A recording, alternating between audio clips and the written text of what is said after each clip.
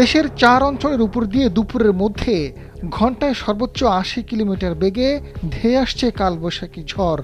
একই সঙ্গে বৃষ্টি অথবা বজ্রবৃষ্টির আভাস দিয়েছে আবহাওয়া অধিদপ্তর। বৃহস্পতিবার ভোর ৫টা থেকে দুপুর ১টা পর্যন্ত দেশের অভ্যন্তরীণ নদীবন্দরগুলোর জন্য এই সতর্কবার্তা জানানো হয়েছে। টানা ৪ দিন তাপপ্রবাহ বয়ে যাওয়ার পর আবহাওয়া নিয়ে এমন বার্তা দিয়েছে সংস্থাটি। সতর্কবার্তায় বলা হয়েছে, রংপুর, ময়মনসিংহ, কুমিল্লা ও সিলেট অঞ্চলের উপর দিয়ে পশ্চিম ও উত্তর পশ্চিম দিক থেকে ঘন্টায় ৬০ থেকে ৮০ কিলোমিটার বেগে অস্থায়ীভাবে দমকা ও ঝোড়ো হাওয়া বয়ে যেতে পারে।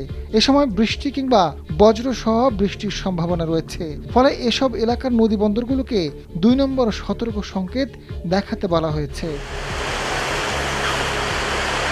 পূর্বাভাসের তথ্য অনুযায়ী বৃহস্পতিবার সকাল ৬টায় ঢাকার তাপমাত্রা ছিল ২৫.২ ডিগ্রি সেলসিয়াস এবং আর্দ্রতা ছিল প্রায় ৮০%। বুধবার ঢাকায় সর্বোচ্চ তাপমাত্রা রেকর্ড করা হয় ৩৫.২ ডিগ্রি সেলসিয়াস এবং বৃহস্পতিবার সর্বনিম্ন তাপমাত্রা ছিল ২৩.৮ ডিগ্রি সেলসিয়াস।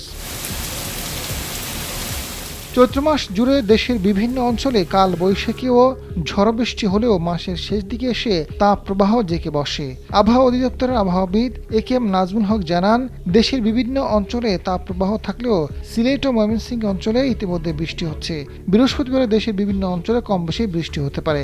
একই সঙ্গে কাল বৈশাখীও বয়ে যেতে পারে। এর প্রভাবে তাপমাত্রা কিছুটা কমার সম্ভাবনা রয়েছে।